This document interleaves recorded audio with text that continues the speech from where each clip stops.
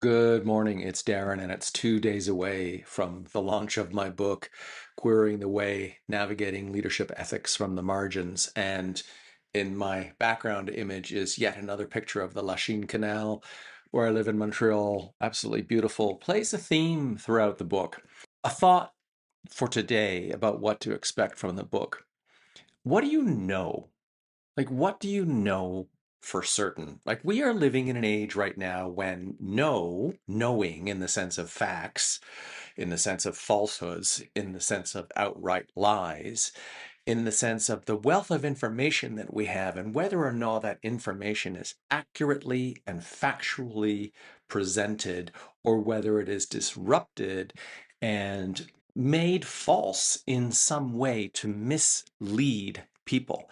This book is about leadership. It is not about misleading. It is about coming from a place of not 100% certainty, but knowing in the sense of what are your key notions of worth. That's the acronym for know. What are your values, your beliefs, your roles in life that support who you are as a leader so that others are inspired to follow your lead, but more importantly, they trust you implicitly.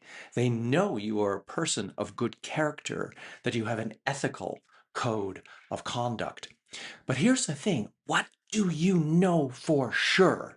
And if you ever experienced a moment in your life where everything you thought to be true, you questioned? There's a chapter in my book for the no principle, and it's called The Candle in the Courtyard. And it is about the time I was a teenager, and for several years I attended something called CORE, C-O-R, which stood for Christ and Others Retreat. I was brought up Catholic. I was quite devout. I was an altar boy. I was an usher. I became a lector. And I was even considering the priesthood. Yeah, far be it for a gay man to not consider becoming a priest. Who knew? But anyway, I digress. So I'm pretty sure I was 16 years old and I was attending what was my last and my sixth Christ and Others retreat. And I was one of the support volunteers. I wasn't in the front with the people experiencing this Catholic indoctrination retreat because it really was a form of indoctrination. And I talk about that and why it was. But I was coming to terms with identifying as gay, with accepting myself as gay. I was still on the fence of, oh, I must be bi. Oh, I was definitely never bisexual. I thought I would reach out to the people that were in charge of all of the volunteers who were deeply religious. And I did what you were expected to do when you were having a crisis of faith. I went and asked for help. But that's not what I got. I got told to toe the party line, so to speak. Don't ask questions. What are you doing asking questions? You're here to serve God. You're here to serve the people who are experiencing this weekend. And if you can't do that, leave. No compassion, no understanding, no empathy, no trying to serve me in my need.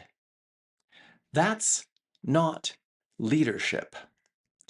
So I don't want to share because there's a really funny bit that's very like a defining moment for 16-year-old Darren. But I do want to read this one paragraph and wrap this video. What I did not know then and could not have articulated at 16 was that I had just made my first consciously ethical decision. Not a moral one in the religious sense, not a calculation about right and wrong as the church defined those terms, but an ethical one in the deepest sense, a decision about who I was and what I was willing to accept as true about myself and about the institutions that claimed authority over my life.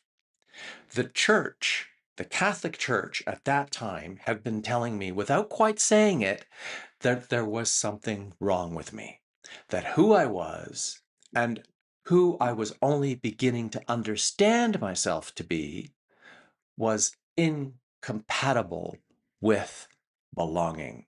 That's a theme that runs throughout this book, that human-hearted leadership and dignity makes space for everyone. We don't have to like everyone. We don't have to agree with everyone.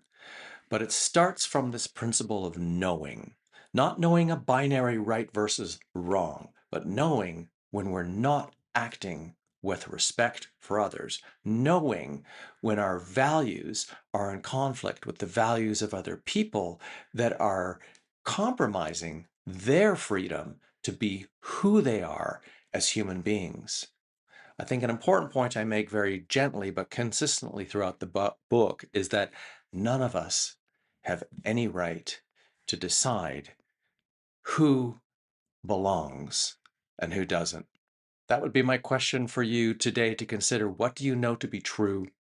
Where did you learn your beliefs? Who taught you your values?